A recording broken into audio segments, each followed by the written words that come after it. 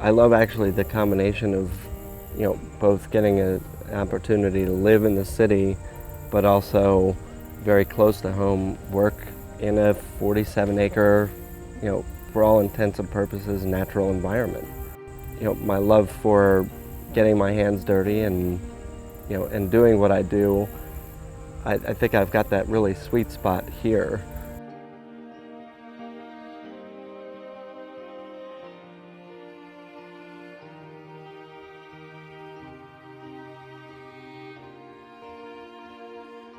When the Bartrams first purchased what was a 103-acre farm in 1728, this was the rural county of King Sessing. This wasn't even part of Philadelphia proper. Much of the land in southwest Philadelphia, where we are, was rural farm country. So we've seen a lot of change that has occurred since the Bartram's day and age. I'd say the most abrupt shift probably happened with the Industrial Revolution, and much of the lower Schuylkill River, where we are, had been industrialized. Our 15-acre reclamation wildflower meadow up until the 1970s was a cement factory. We started working with the Philadelphia airport. For every expansion project at the airport site itself, they often have to do wetland mitigation work off-site.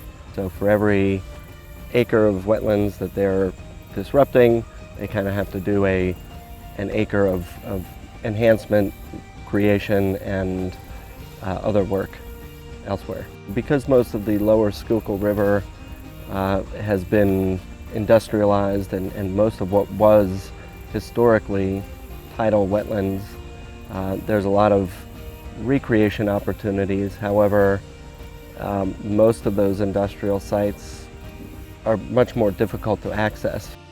Bartram's, being preserved for as long as we have, still has a good open land access to the kinds of wetlands that they would have wanted to work with. Tidal fresh wetlands is something that's very valuable in a one-to-one mitigation. They approached us and said, hey, we want to do this taxiway extension project. You have the perfect kind of grounds and environment for us to do that. So can we work together?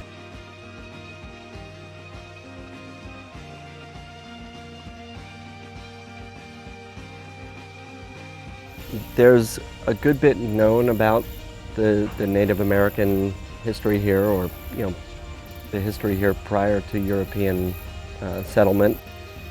It's well known that this was an area where the Lenape or the Delaware Native Americans inhabited, but this was probably more of a summer ground or a stopping point for them right here along the Schuylkill River. They would stop in the summer times, make camp for several months. Anything that we do project-wise, say we're doing a trail project or a new garden restoration, knowing that this is an important archaeological site, it basically dictates that anything that we do that requires us to dig into the soil other than plantings and so forth, we have to do archaeological research and archaeological work.